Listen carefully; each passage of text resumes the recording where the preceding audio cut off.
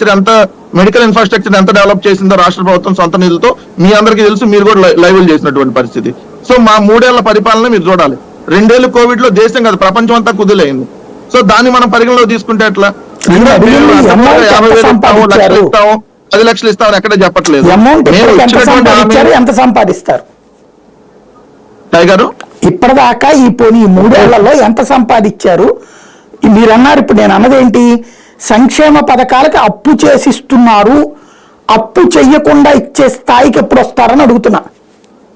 అసలు అప్పు చేయకుండా ఏ దేశం ఏ రాష్ట్రం కాని పరిస్థితి అంటున్నాను సార్ గారు. మీరు చెప్పేటటువంటి దాంట్లో కేంద్ర ప్రభుత్వం మరి మీకు ఆదాయం పెరిగితే, ఆదాయం అంతా ఇన్ఫ్రాస్ట్రక్చర్ మొత్తం పెట్టేసి కేంద్ర ప్రభుత్వానికి ఆదాయం పెడితే అప్పులు ఇంకా డబల్ త్రిబుల్ 87 కోట్ల మంది డబ్బులు వస్తాయి సార్. నేను అంటుంది అదే.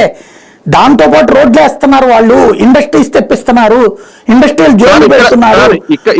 దాని వలన ఈ ఏడాదికే వాళ్ళు లెక్కలేస్తున్నారు. ఇక్కడ ఇన్ఫ్రాస్ట్రక్చర్ ఎలక్షన్స్ స్కూల్ డెవలప్మెంట్ కి రాష్ట్ర నేను అన్న పాయింట్ చాలా క్లియర్ గా, వాళ్ళకి ఇంతకు ముందున్నటువంటి ఆదాయం మీద ఇప్పుడు ఆదాయం పెరిగిందండి, అప్పులు పెరిగినాయి, నో డౌట్. అదే సమయంలో మీకు అప్పులు మాత్రమే పెరిగినాయి, ఆదాయం ఎంత పెరిగింది, ఇంకా ఏమన్నా పెరుగుతుందని అంచనా వేశారా లేదా? సార్ ఇప్పుడు ఒకటి ఏంటంటే, ఇప్పుడు మీరు అన్న దాంట్లో వాళ్ళు కూడా చెప్పేది ఏంటంటే టోటల్ భారతదేశ జీడిపి పెరిగింది అనేది కదా వాళ్ళు కూడా చెప్పేది. కాదు, అదే కదా సార్? అది కాదు, అది మామూలు దాని గురించి లెక్క ఎట్లా, అది మేధావులు మాట్లాడుకుంటారు, అది మనం మేధావులం కాదు కదా. సంపద గురించి మాట్లాడుకున్నాం మనం. చంద్రబాబు గారి సంపద సృష్టి తర్వాత మీరు ఇప్పుడు సంపద ఎంత?